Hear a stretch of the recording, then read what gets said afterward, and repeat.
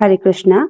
हम श्रीमद् भगवद गीता के द्वितीय अध्याय गीता का सार इसके 26वें श्लोक को पढ़ रहे हैं।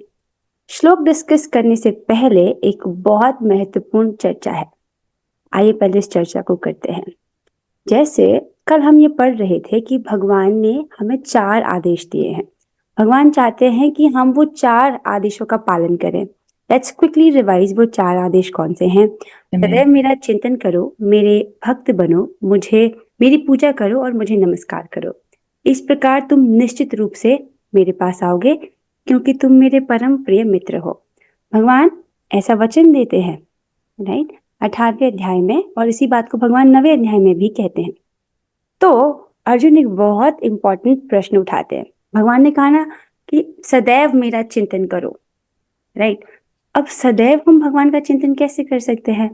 तो अर्जुन एक बहुत महत्वपूर्ण प्रश्न उठाते हैं। क्या? अध्याय 10 श्लोक संख्या 17 में अर्जुन कहते हैं, हे कृष्ण, हे परम योगी, मैं किस तरह आपका निरंतर चिंतन करूं? मैं कैसे आपका निरंतर चिंतन करूं और कैसे आपको जानूं? हे भगवान, आपका स्मरण किन किन रूपों में किया जाता है? देखिए अर्जुन, जो प्रश्न हम पूछना चाहते हैं पहले वो सारे प्रश्न अर्जुन पूछ चुके हैं कृष्ण को, है ना। ये इंपॉर्टेंट प्रश्न, इजंट इट? कहते हैं कि मैं किस तरह आपका चिंतन करूं और कैसे आपको जानूं। बहुत सुंदर उत्तर भगवान देते हैं। सारा उत्तर मैंने यहाँ पर नहीं डाला है स्लाइड्स में, कुछ कुछ पॉइंट्स डाले हैं। बाकी ये आपका होमवर्क है। अध्याय 10 श्लोक संख्या 17 से ऑनवर्ड से भगवान कहते हैं, आप उसको एक बार पढ़िए। ये आपका आज की क्लास का होमवर्क है। तो कुछ कुछ बातें हैं। भगवान कहते हैं, हे अर्जुन, मैं समस्त जीवों के हृदयों में स्थित परमात्मा हूं। मैं ही समस्त जीवों का आदि, मध्य तथा अंत हूं। तो भगवान कहते हैं सभी जीवों के हृदयों में स्थित परमात्मा मैं ही हूं। अर्थात जब तुम किसी भी जीवात्मा को देखोगे, चाहे मनुष्य हो, कुत्ता, बिल्ली, यहाँ तक कि छोटा सा कीड़ा, हर जीवात्मा के हृदय में कौन है? भगवान है, परमात्मा रूप में है। तो यानी कि यहाँ से आप उनका स्मरण कर सकते हो, है कि नहीं? ऐसे करने को बोल रहे हैं कि आप जब भी किसी को देखो, स्मरण रहे कि उसके हृदय में मैं हूँ, परमात्मा रूप में। अगला, मैं आदित्यों में विष्णु, प्रकाशों में तेजस्वी सूर्य, मरुतों में मरीचि तथा नक्षत्रों में चंद्रमा हूँ। तो जब हम सूर्य को देखते हैं या चंद्रमा को देखते हैं तो हम कृष्ण का स्मरण कर सकते हैं, है कि नहीं? Isn't it? फिर कहते हैं, मैं समस्त रुद्रों में शिव हूँ, यक्षों तथा राक्षसों में संपत्ति का देवता कुबेर हूँ, वसुओं में अग्नि हूँ और समस्त पर्वतों में मेरु हूँ। यानी अग्नि भी भगवान कह रहे हैं कि मैं हूँ, राइट। वसुओं में अग्नि हूँ, महर्षियों में भृगु हूँ, वाणी में दिव्य ओमकार, भगवान कह रहे हैं कि जो ओम की ध्वनि है वो भी मैं ही हूँ। समस्त यज्ञों में पवित्र नाम का कीर्तन, कौन? हरे कृष्ण महामंत्र का जप, राइट। समस्त यज्ञों में सबसे बड़ा यज्ञ होता है जप यज्ञ। जप यज्ञ सबसे बड़ा यज्ञ है। भगवान कहते हैं कि समस्त यज्ञों में पवित्र नाम का कीर्तन, जप तथा समस्त अचलों में हिमालय हूँ। भगवान कह रहे हैं जो मेरे नामों का कीर्तन है वो भी मैं ही हूँ, नहीं। और आप जप रहे हैं ना, आप रोज जप रहे हैं कि नहीं जप रहे हैं? यस, आप सब समस्त यज्ञों में सबसे बड़े यज्ञ को कर रहे हैं। उसको हल्के में मत लीजिए, राइट। रोज करना है आपको, ठीक है। समस्त पवित्र करने वालों में मैं वायु हूँ। अब जब भगवान ने कह दिया कि मैं वायु हूँ, मतलब हम सांस ले रहे हैं तो हम कृष्ण का स्मरण कर सकते हैं। समझ रहे हैं? समस्त पवित्र करने वालों में मैं वायु हूँ। अब क्या सुनने आगे? हर सांस में स्मरण कर सकते हैं। ये कौन है? कृष्ण है। शस्त्रधारियों में राम, मछलियों में मगर तथा नदियों में गंगा हूँ। इससे आगे आई थिंक मैंने नहीं लिखा होगा, राइट। इससे आगे आपका होमवर्क है कि आप पढ़ लें, राइट। बहुत सारी अच्छी अच्छी बातें बोलते हैं भगवान और उससे हम भगवान का स्मरण कर सकते हैं। सो विद दिस हम अब आज का श्लोक शुरू करते हैं। पहले हम श्लोक की कुछ बार आवृत्ति करेंगे, मेरे पीछे बोलिएगा। कनक जी आप बोलिए।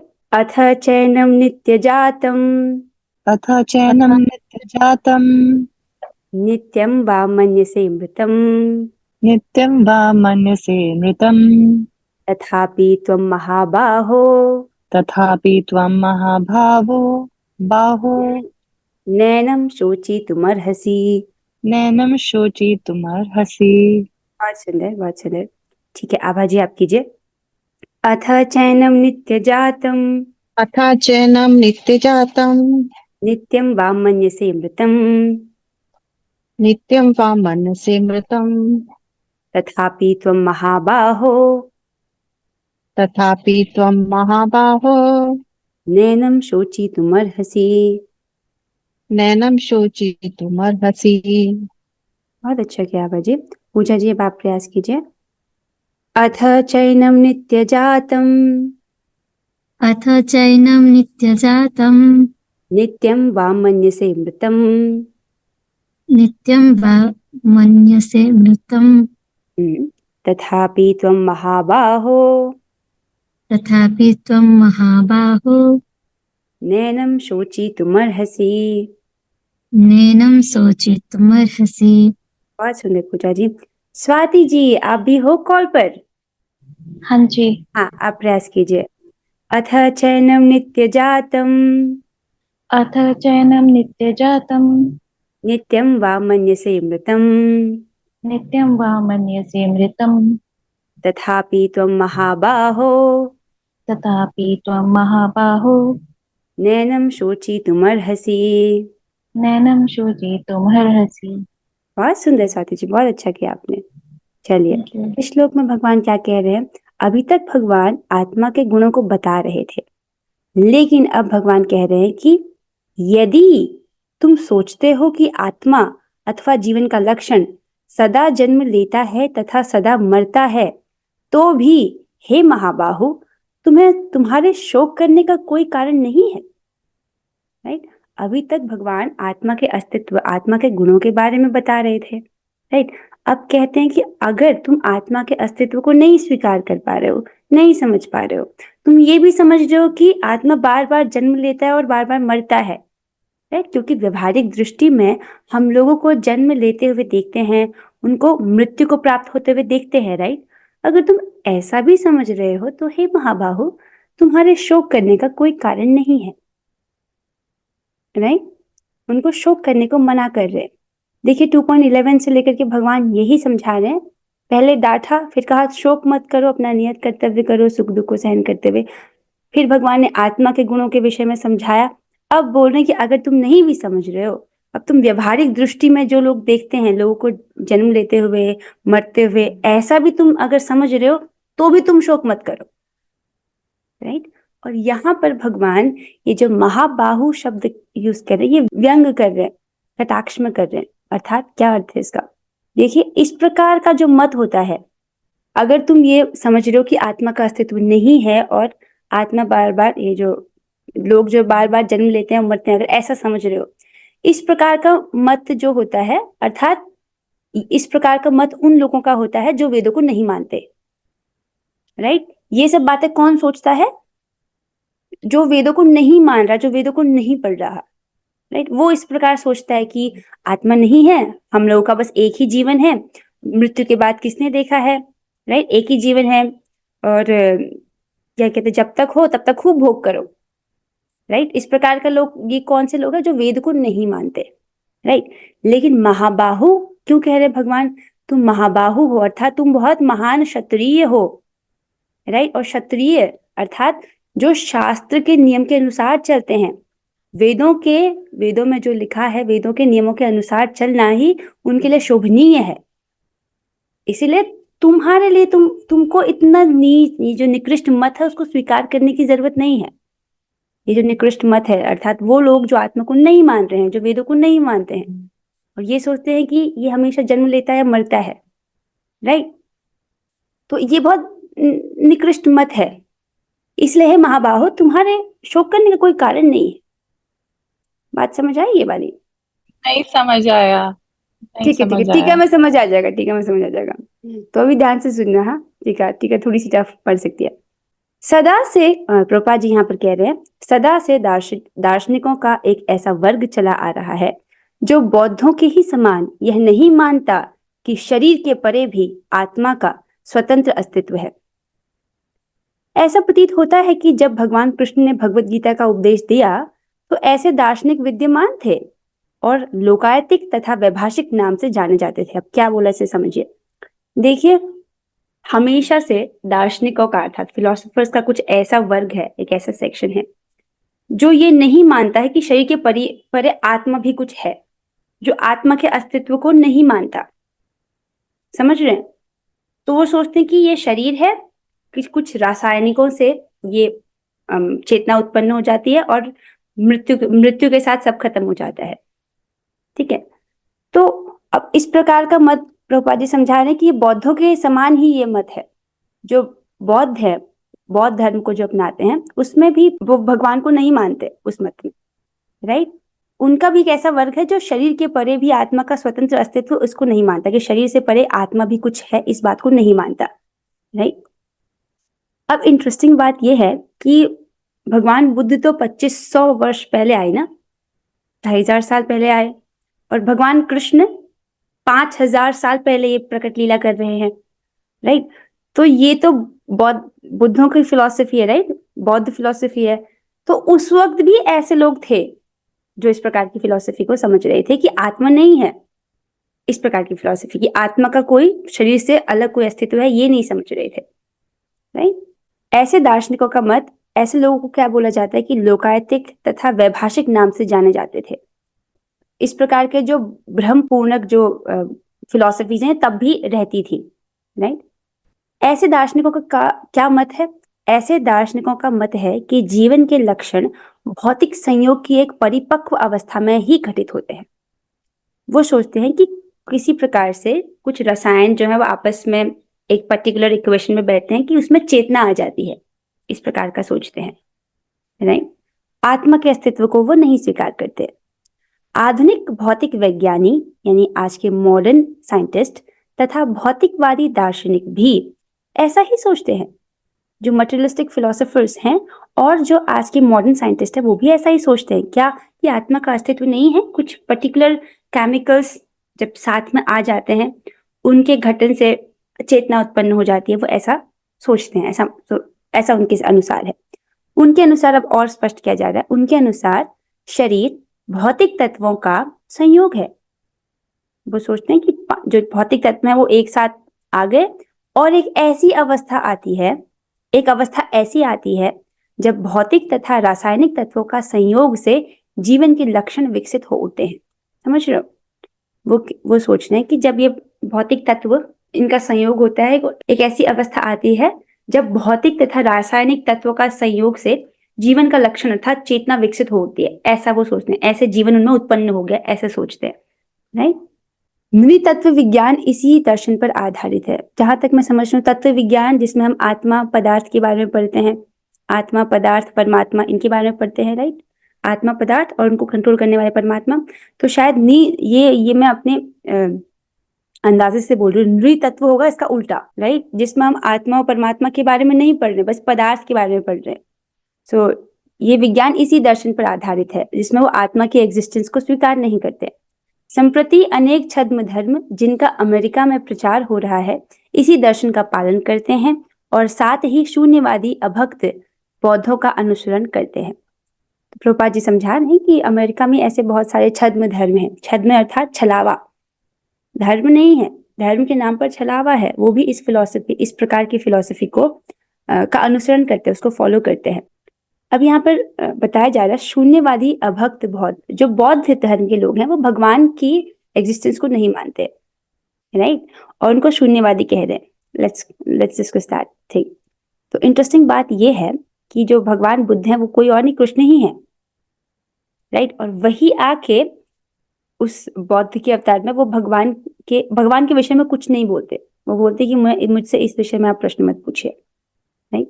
अब हमको देखना पड़ेगा कि वही कृष्ण जब बुद्ध के अवतार में आते हैं तब वो वेदों को नहीं मानते, राइट? और वही कृष्ण जब कृष्ण है तो बोल रहे हैं कि जो लोग शास्त्र में श्रद्धा नहीं रखता उसको बार बार जन्म मृत्यु प्राप्त होता है, राइट? ऐसे क्यों करते हैं भगवान? तो देखिए, एक ही टीचर है, राइट? और उसको समझाना है एक सब्जेक्ट, राइट? तो वो जो बोलेगा वो डिपेंड करता है कि स्टूडेंट की क्या योग्यता है कि नहीं। मानते हैं ना इस बात को? अगर मुझे 10वीं क्लास के बच्चे को पढ़ाना हो या मुझे पहली क्लास के बच्चे को पढ़ाना हो, राइट? दोनों को मान लीजिए हिंदी ही पढ़नी है, मैं क्या पढ़ाऊंगी that will be completely different, isn't it? वो डिपेंड करता है कि जो सुन रहा है उसकी योग्यता कितनी है, राइट? तो भगवान जब 5000 वर्ष पूर्व जब कृष्ण अपनी प्रकट लीला कर रहे थे, भगवान तो आज भी हैं, आज भी लीलाएं कर रहे हैं, राइट। जो योग्य भक्त है, जो शुद्ध भक्त है, वो तो आज भी उनकी लीला का दर्शन कर सकते हैं, राइट। जब प्रकट लीला कर रहे थे तब वो अर्जुन को इस प्रकार का दिव्य ज्ञान देते हैं, क्योंकि अर्जुन एक योग के छात्र हैं, राइट। जैसे हमने पढ़ा था दिव्य ज्ञान प्राप्त करने की योग्यता क्या है, राइट। तो वो उस ज्ञान के योग्य हैं, इसलिए उनको सारा ज्ञान दे रहे हैं। लेकिन जब वही भगवान श्री कृष्ण बुद्ध के अवतार में आते हैं 2500 वर्ष पूर्व, तब वो कहते हैं कि नहीं, वेद नहीं है। ऐसा क्यों? क्योंकि उस वक्त बहुत सारे लोग जो है वो वेदों को सामने रख करके हिंसा करने लग गए थे, बहुत सारे पशुओं की बलि चढ़ाने लग गए थे, राइट। और इस प्रकार से मांस भक्षण कर रहे थे, बहुत बड़ी मात्रा में जानवरों की हत्या हो रही थी। तो फिर भगवान आए, उन्होंने कहा नहीं, ये वेद नहीं है, और उनको सिखाया अहिंसा परमो धर्म, राइट।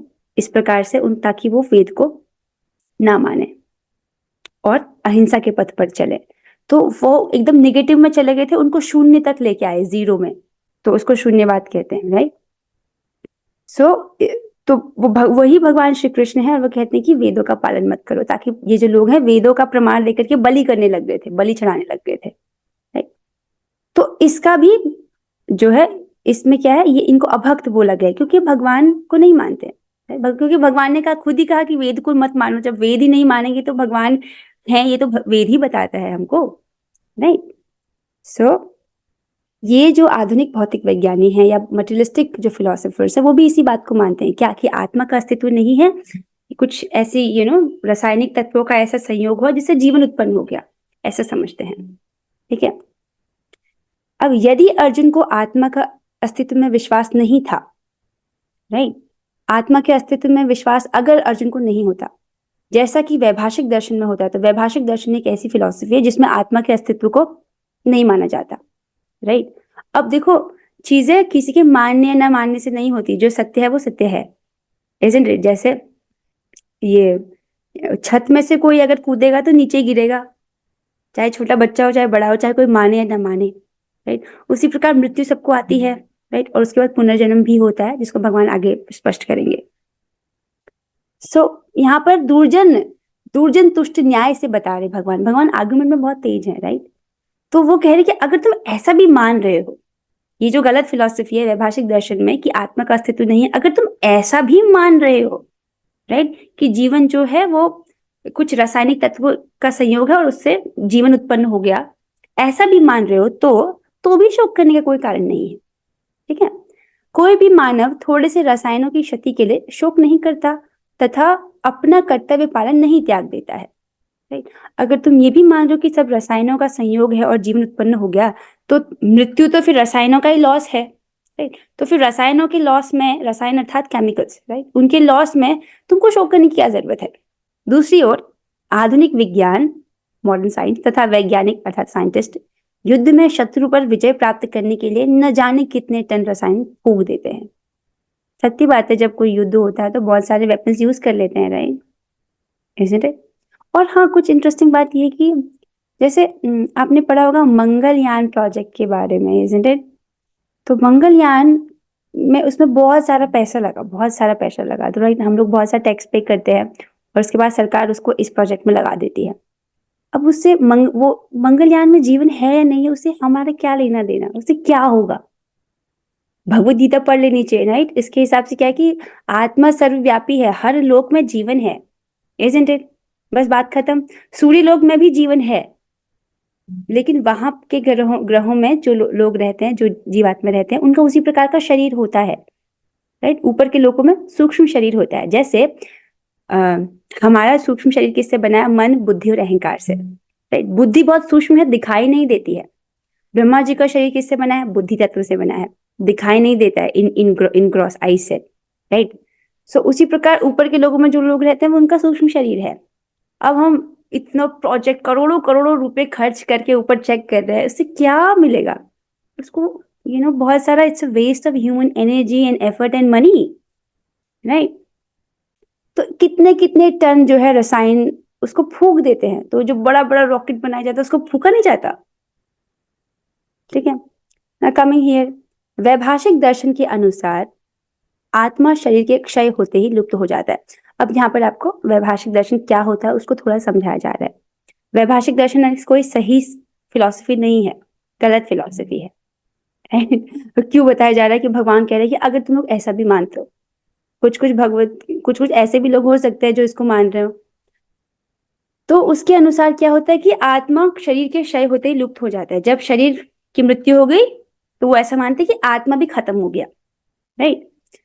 अतः प्रत्येक दशा में चाहे अर्जुन इस वैदिक मान्यता को स्वीकार करता कि अणु आत्मा का अस्तित्व है, या कि यह आत्मा के अस्तित्व को स्वीकार नहीं करता, उसके लिए शोक करने का कोई कारण न था, राइट।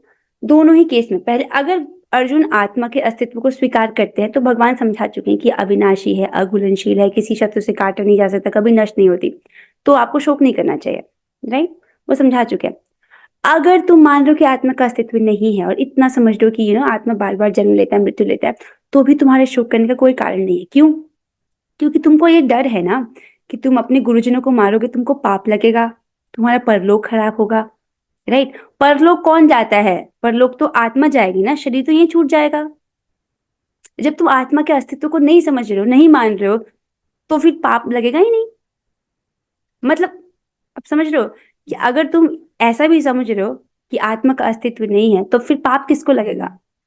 आत्मा तो नष्ट हो जाएगी तुम्हारे गलत फिलॉसफी के हिसाब से, तो भी तुमको युद्ध करना चाहिए, ऐसा बोल रहे हैं भगवान।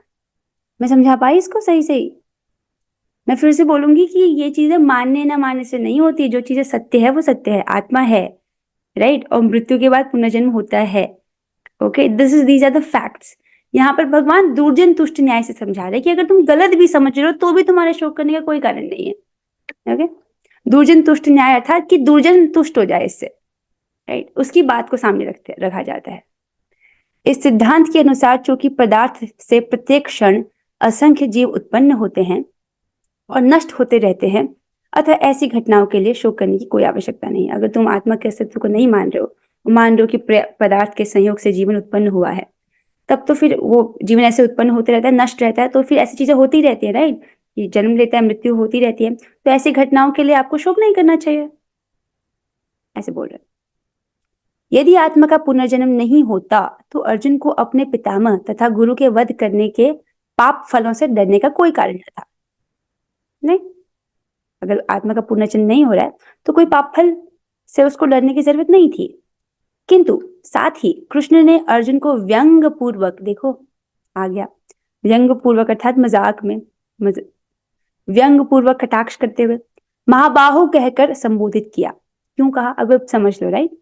साथ ही कृष्ण ने अर्जुन को व्यंग पूर्वक महाबाहु कहकर संबोधित किया क्योंकि उसे वैभाषिक सिद्धांत स्वीकार नहीं था जो वैदिक ज्ञान के प्रतिकूल है। ये जो वैभाषिक सिद्धांत आपको बताया गया जिसमें ये आत्मा के अस्तित्व को नहीं मानते, राइट, तो ये क्या है? ये वैदिक ज्ञान के प्रतिकूल है, अर्थात वैदिक ज्ञान का उल्टा है, वैदिक ज्ञान के अनुसार नहीं है, वैदिक ज्ञान का ऑपोजिट चल रहा है ये, राइट। तो समझ लेना चाहिए कि वो जो लोग इस मत को मान रहे हैं बहुत बुद्धू है, सॉरी टू से, बट रियली जो वेद में जब ठीक ठीक बोल रहा है तो अपने हिसाब से कोई बकवास थोड़ी क्रिएट करने की क्या जरूरत है, राइट। तो ये वैदिक ज्ञान के ऑपोजिट बात है, प्रतिकूल है, वैदिक ज्ञान का समर्थन नहीं करता ऐसा ज्ञान। तो क्षत्रिय होने के नाते अर्जुन का संबंध वैदिक संस्कृति से था, है कि नहीं? वो क्षत्रिय हैं, उनका संबंध किससे है? वैदिक संस्कृति से है, isn't it? और वैदिक सिद्धांतों का पालन करते रहना ही उसके लिए शोभनीय था। एग्री? क्योंकि वो क्षत्रिय है, उनका संबंध वैदिक संस्कृति से है, राइट। और इसीलिए वैदिक सिद्धांतों का पालन करना उनके लिए शोभनीय है, उनके लिए अच्छा है, उनके लिए ये शोभनीय है कि वो वैदिक सिद्धांतों का पालन करे, ना कि ये कि वो वैदिक सिद्धांतों के विरुद्ध में जाएं। वैदिक सिद्धांतों का विरुद्ध क्या है? ये वैभाषिक फिलॉसफी, ये वैभाषिक सिद्धांत जिसको हमने अभी अभी डिस्कस किया। आप समझा?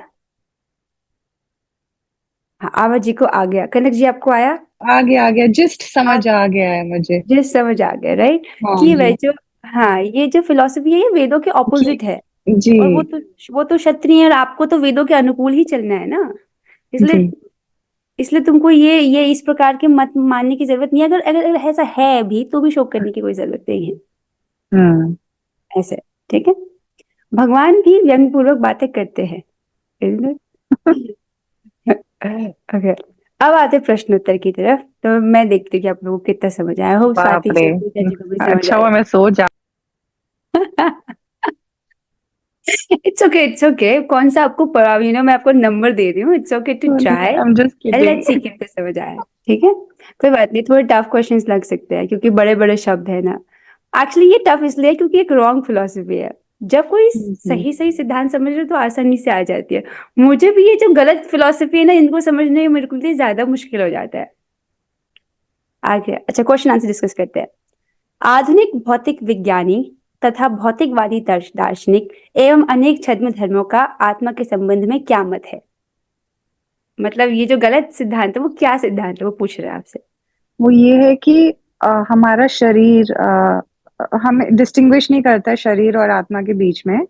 और जब शरीर मरता है और शरीर पैदा होता है, हाँ, और उसी के वो साथ साथ ये नहीं आत्मा भी। समझता है कि आत्मा को हम कभी डिस्ट्रॉय नहीं कर सकते, चेंज नहीं कर सकते। वो ना मरती है ना जन्म लेती है, वो हम्म। हमेशा थी, रहेगी। तो हाँ, इसको नहीं समझते वो लोग। हम्म। वो ये सोचते कि कुछ रासायनिक तत्व थे जो उनका संयोग हुआ, उससे जीवन उत्पन्न हुआ, यस। और जब शरीर हाँ के साथ साथ आत्मा भी नष्ट हो जाएगी। राइट। जी। और इस बात को भी नहीं मानते कि दोबारा जन्म होगा तो हमको अपने कर्मों का फल भोगना पड़ सकता है। हाँ राइट। जी। और ये बिल्कुल भी व्यवहारिक चीज नहीं है। देखिए कि किसी व्यक्ति के पास बहुत बुद्धि है और किसी के पास बहुत कम बुद्धि है। ये किस आधार पर बुद्धि मिली है लोगों को? राइट, उनके कर्मों के आधार पर मिली है। लेकिन ये लोग इसका उत्तर नहीं दे सकते, isn't it? हम्म। तो बहुत सारे प्रश्न जो है इनकी फिलोसफी में अनआंसर्ड रह जाते हैं क्योंकि ये एक गलत सिद्धांत है। ठीक है, अच्छा, नेक्स्ट, या जैसे हम जन्म के विषय में बोले, किस आधार पर किसी का बहुत बड़े परिवार में जन्म होता है और किसी का बहुत गरीब परिवार में हो जाता है, तो क्यों? वो भी अनासर अनाज कर्म और के बेसिस पे। यस, और मृत्यु के बाद और कौन सी, और ऐसा क्यों कि कोई किसी को शरीर मनुष्य की योनि प्राप्त है, किसी को कुत्ते की योनि प्राप्त है। बहुत सारे अनआंसर्ड रह जाते हैं क्वेश्चंस। ओके, ऐसे बहुत सारे क्वेश्चंस हो सकते हैं। Coming to next question. Krishna का अर्जुन को व्यंग पूर्वक महाबाहु कहकर संबोधित करने का क्या आशय है? ओके, हाँ, पूजा जी आप कीजिए। अर्जुन क्षत्रिय स्वाति है जी आपके लिए इसलिए। Next question. हम्म। हाँ, अर्जुन एक क्षत्रिय है इसलिए, हम्म। और शास्त्र फॉलो करते हैं हम्म। इसलिए ठीक उनको है। करके संबोधित किए। हाँ, वो शास्त्र को फॉलो करते हैं और वो ऐसी फिलोसफी क्यों मानेंगे जो शास्त्र के विरुद्ध है? राइट, हाँ तो तुम महाबाहु हो मतलब तुम तो शास्त्र को फॉलो करते हो। राइट, हाँ। ऐसे, गुड गुड गुड, बहुत अच्छा। अच्छा, अब ये प्रश्न स्वाति जी आपके लिए, ठीक है। प्रत्येक दशा में, स्वाति जी तो आज ही आए हैं, कर पाओगे आप इसका आंसर? क्योंकि ये तो पिछले क्लासेस से भी रिलेटेड है। प्रत्येक दशा में चाहे अर्जुन इस वैदिक मान्यता को स्वीकार करता कि अणु आत्मा का अस्तित्व है, या कि वह आत्मा के अस्तित्व को स्वीकार नहीं करता, दो कंडीशंस हैं, राइट, उसके लिए शोक करने का कोई कारण न था, इस बात को स्पष्ट कीजिए। अब ये ना प्रश्न थोड़ा पिछले क्लासेस से भी कनेक्टेड है, तो आप कर पाओगे स्वाति जी इसका उत्तर? हाँ, मैं कह रही थी आप ही समझा दो। अच्छा, मैं बता दूं, ठीक है ठीक है। सो मैं चाह रही हूँ कि बच्चे बोले इसका कि क्या समझ आया। अच्छा, आभा जी आपका एक भी उत्तर हमने नहीं सुना, अब आप प्रयास कीजिए। हाँ, वो कनेक्शन कट गया था। मैं उसका हाँ, आंसर कर रही थी ना, कनेक्शन कट गया। कोई नहीं कोई नहीं, आप बताइए बताइए इसका आंसर बताइए। कि दो दशा थी ना, अगर वो आत्मा के अस्तित्व हाँ, को स्वीकार करते हैं या नहीं करते, दोनों में ही अर्जुन को शोक नहीं करना चाहिए, कैसे, इसको समझाइए। इसमें वो बोलते हैं कि अगर मान लो, अगर वो मानते हैं वेद वेद के हिसाब से कि अगर आत्मा जन्म लेती है, बार बार मतलब जन्म नहीं लेती, ना वो मरती है ना वो जन्म लेती है, तो भी शोक करने का कोई मतलब नहीं है, क्योंकि आत्मा तो मरती ही नहीं है, खाली शरीर मरता है। और हम्म। दूसरे दूसरे केस में यदि आत्मा जन्म नहीं, मतलब शरीर के साथ ही मर जाती है, तो भी हम्म। उसका जो रिएक्शन होता है, वो केमिकल रिएक्शन जो भी होता है, वो तो शरीर के साथ साथ खत्म हो जाता है। तो उसको ना हम्म। पाप लगता है ना पुण्य लगता है, तो उसमें भी शोक करने का कोई मतलब ही नहीं होता। क्योंकि ये तो मरते रहते, पैदा होते रहते हैं, मरते रहते हैं, ये चीजें होती रहती है, तो तुमको दुख ही नहीं होना चाहिए। राइट, और हाँ। तुमको कोई पाप नहीं लगेगा ना, तुमको डर था कि मेरा परलोक खराब होगा, तुमको कोई पाप ही नहीं लगेगा। राइट, परलोक तो आत्मा का खराब होता है। राइट, ऐसे करके। चलो, बहुत अच्छा उत्तर दिया आपने। ठीक है, दिस इज वेरी नाइस ना कि हम लोग आधा घंटा भी गीता पढ़ते हैं तो इट फील्स रियली गुड।